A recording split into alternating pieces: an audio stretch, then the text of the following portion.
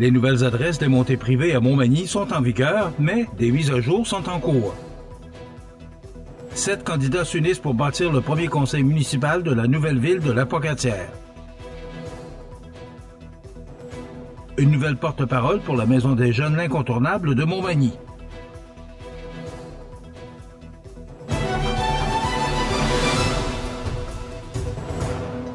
Mardi 2 septembre 2025. Bonjour mesdames et messieurs et bienvenue à votre bulletin régional sur le réseau de télévision CMA TV. Depuis le 18 août, les nouvelles adresses des montées privées de Montmagny, situées en bordure du fleuve Saint-Laurent et dans le secteur de la route transcontée, sont en vigueur. Toutefois, pour des raisons hors du contrôle de la ville de Montmagny, certaines mises à jour de services de cartographie en ligne, tels que Google Maps et l'installation des nouvelles pancartes de rue, n'ont toujours pas été effectuées. Cette situation n'affecte aucunement les services d'urgence et la poste et devrait rentrer dans l'ordre dans les prochaines semaines. La Ville remercie les citoyens touchés de leur compréhension durant cette période de transition et les invite à aviser leurs transporteurs tels Amazon, Intelcom et autres pour éviter tout délai de livraison d'ici à ce que la situation soit régularisée. Rappelons que le courrier des personnes n'ayant pas encore procédé à leur changement d'adresse sera réacheminé gratuitement par Poste Canada durant 1 an et que les anciens et nouveaux noms cohabiteront sur les pancartes qui seront installées incessamment.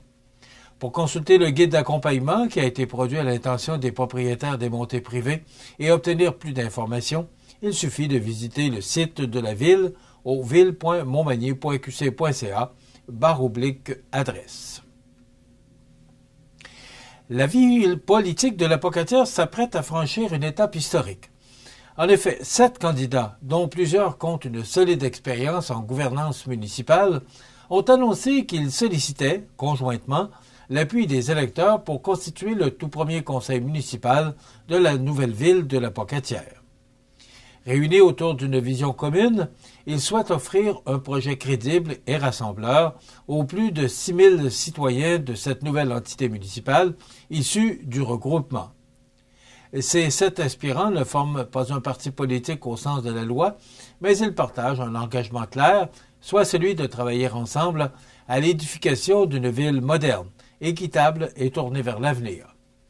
Leur promesse est simple, mettre en place un premier budget équilibré, harmoniser les règlements des 3 anciennes municipalités et consolider les services à la population. Ils souhaitent également positionner La Pocatière de façon forte sur la scène régionale et provinciale. À la tête de ce groupe, on retrouve Vincent Bérubé, fort de 8 années en politique municipale, maire de l'ancienne ville de La Pocatière et entrepreneur en restauration.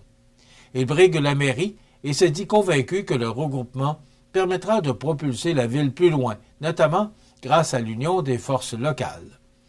Le groupe réunit des profils diversifiés. Cathy Fontaine, technicienne en génie industriel et mère de 4 enfants, mairesse de l'ancienne municipalité de Saint-Onésime-Dixworth, mise sur ses compétences en gestion et organisation pour représenter le secteur de Saint-Onésime. Oui, Jean-François Pelletier, producteur agricole et maire de l'ancienne municipalité de Sainte-Anne-de-la-Pocatière, souhaite contribuer comme conseiller à la construction d'une ville équitable et démocratique. À ses côtés, Natacha Pelletier, conseillère sortante et impliquée depuis longtemps auprès des familles et des aînés, désire poursuivre son action au service des citoyens.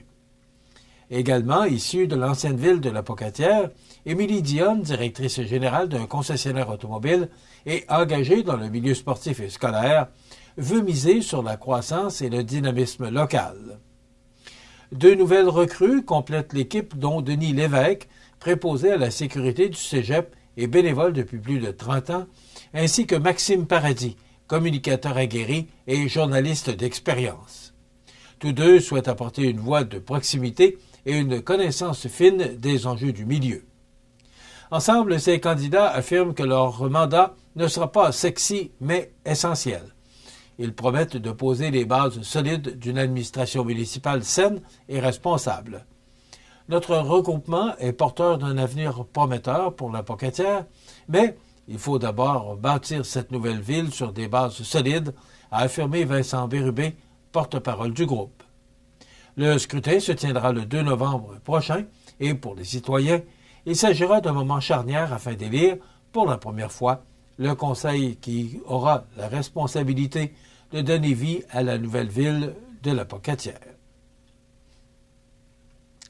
Une nouvelle porte-parole pour la Maison des Jeunes, l'incontournable. Tous les détails après la pause. Le restaurant Pizzeria Porto Bellissimo, un incontournable à Saint-Jean-Port-Joli. Pizza débordante de garnitures, menus variés et abordables. Délicieux desserts avec des produits de grande qualité des gâteries de l'Ami. Porto Bellissimo et les gâteries de l'Ami, route de l'église à Saint-Jean-Port-Joli. Exploratiel à l'église de Saint-Pierre de la Rivière-du-Sud. Pour les petits et les grands, planétarium, télescope, réalité virtuelle, prise de photos d'une galaxie. Vivez une immersion unique sous les étoiles. Exploratiel à l'église de Saint-Pierre de la Rivière-du-Sud. Vous regardez CEMA TV, le réseau de l'information sur la Côte-du-Sud. La Maison des Jeunes, MDJ, l'incontournable de Montmagny, vient de franchir une nouvelle étape importante dans son histoire. Profitant de la reprise des activités automnales, le conseil d'administration et la direction de l'organisme ont annoncé la nomination de Mme Mireille Thibault à titre de porte-parole officielle pour la période 2025-2026. Mme Thibault n'est pas une inconnue dans la région. Directrice générale du Centre d'aide aux entreprises Montmagny-Lillet, elle jouit d'une solide réputation grâce à son expérience en développement local et à son vaste réseau de contacts.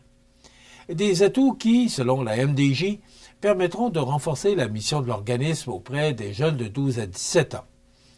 Comme porte-parole, elle aura pour mandat de représenter la Maison des Jeunes dans l'espace public aux côtés du conseil d'administration. Son rôle dépassera toutefois les simples apparitions officielles. Elle sera appelée à appuyer la campagne ou les campagnes de financement, à prendre part à des initiatives de visibilité et à mobiliser les acteurs du milieu afin d'assurer la pérennité des activités de l'organisme. Pour la MDJ, le rôle de la porte-parole est primordial. Par son engagement, Mme Thibault contribuera à faire rayonner la mission de la Maison des Jeunes et à assurer, avec la direction et les administrateurs, la continuité de nos services, ont souligné le président Jesse Croteau et la directrice générale Élise Barbeau. Cette nomination vient également saluer le travail de Maxime Jean, qui avait accepté ce rôle en février 2024. Le conseil d'administration lui a exprimé sa gratitude pour sa générosité et son implication au cours de la dernière année.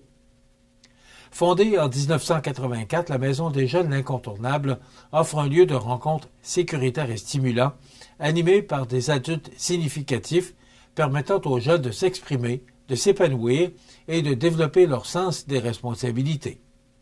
L'organisme rejoint annuellement plus de 1000 jeunes de la région, confirmant ainsi son rôle incontournable dans le paysage communautaire local.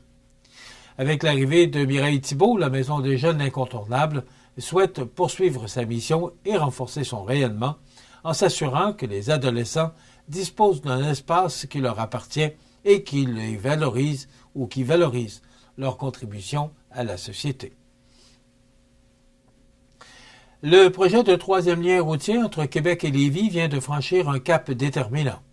En effet, la vice-première ministre et ministre des Transports et de la Mobilité durable, Geneviève Guilbeault, a confirmé le dépôt de l'avis de projet au ministère de l'Environnement de la lutte contre les changements climatiques, de la faune et des parcs. Ce geste déclenche officiellement la procédure d'évaluation environnementale et prépare le terrain à l'étude d'impact ainsi qu'aux audiences du Bureau d'audience publique sur l'environnement, le BAP. Pour Mme Guilbeault, il s'agit d'un signal clair que le projet avance. Après le dévoilement du corridor sélectionné, le projet franchit aujourd'hui une nouvelle étape importante, le dépôt de l'avis de projet qui lance la procédure d'évaluation environnementale. Déterminante pour la concrétisation du troisième lien entre Québec et Lévis, cette procédure confirme que le projet évolue de manière concrète, efficace et responsable. Selon le ministère des Transports, les analyses à venir permettront d'affiner la conception afin de réduire les impacts environnementaux et de mieux intégrer le futur lien interrive dans son milieu d'accueil. Une consultation publique de 30 jours sera par ailleurs ouverte en ligne sur le registre des évaluations environnementales pour permettre aux citoyens de s'exprimer sur les enjeux à traiter. Sur le plan technique, le corridor retenu reliera l'autoroute Félix-Leclerc via l'autoroute Robert-Bourassa ou le boulevard Pierre-Bertrand à l'autoroute Jean-Lesage dans l'axe du chemin des Îles, à Lévis.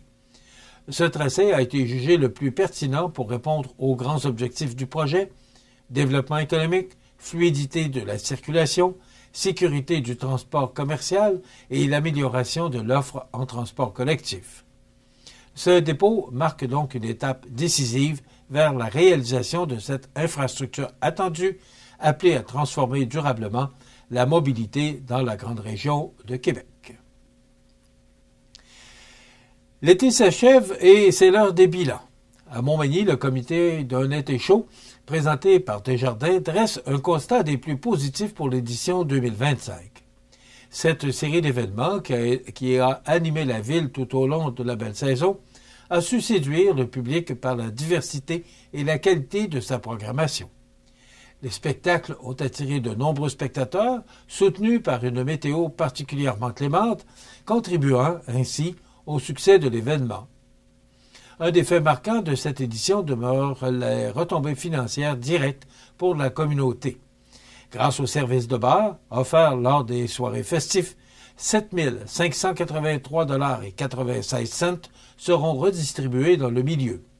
Cette somme représente une part importante des profits ainsi que de l'intégralité des pourboires. 6 organismes locaux bénéficieront de ce soutien: Soccer Montmagny, le Trait d'Union, l'Arc-en-Ciel, la Maison d'Hélène, le Club d'athlétisme L'Avironde, ainsi que la Fondation de l'École secondaire Louis-Jacques Cazot. Leur implication dans le service de bar a été soulignée et saluée par les organisateurs. La Société de développement économique de la ville de Montmagny a d'ailleurs tenu à remercier chaleureusement ces organismes pour leur précieuse collaboration. Elles ont également reconnu l'appui des partenaires de l'événement, notamment le magasin Coop IGA, qui a offert un rabais de près de 1 500 $ sur l'achat des bières et autres prêts à boire, contribuant ainsi au succès financier et logistique de l'édition. Et en terminant, la Société des traversiers du Québec annonce une interruption planifiée du service maritime entre Montmagny et l'île aux Grues, aujourd'hui 2, 3 et 4 septembre. Cette pause est nécessaire pour procéder au remplacement de l'unité hydraulique du débarcadère de l'île aux Grues. La période choisie coïncide avec des marées moins favorables aux traverses, ce qui permet de minimiser l'impact sur les usagers. Afin d'assurer la continuité des déplacements durant cette période, un service aérien gratuit sera offert entre Montmagny et l'île aux Grues. Les résidents et visiteurs sont invités à réserver dès maintenant via le site d'Air Montmagny au www.airmontmagny.com.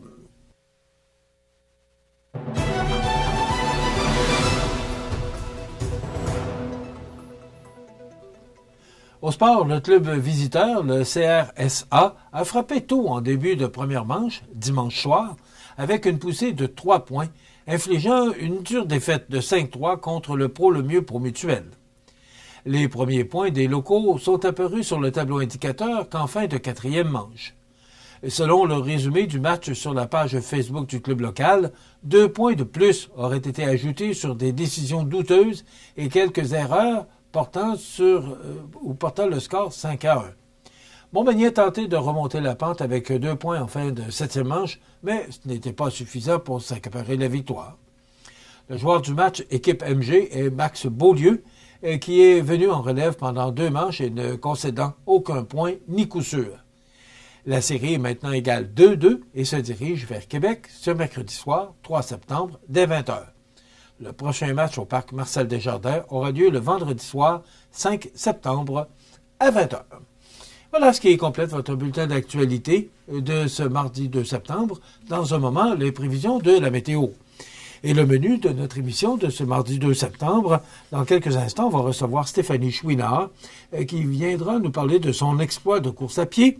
Également, M. Martin Picard, directeur général du Centre d'action bénévole de la MRC de Montmagny-de-Lillet, et Vanessa Pouliot, conseillère de Vie Active, viendront justement nous parler de Vie Active. Et bien sûr, on parlera d'actualité à la fin de l'émission.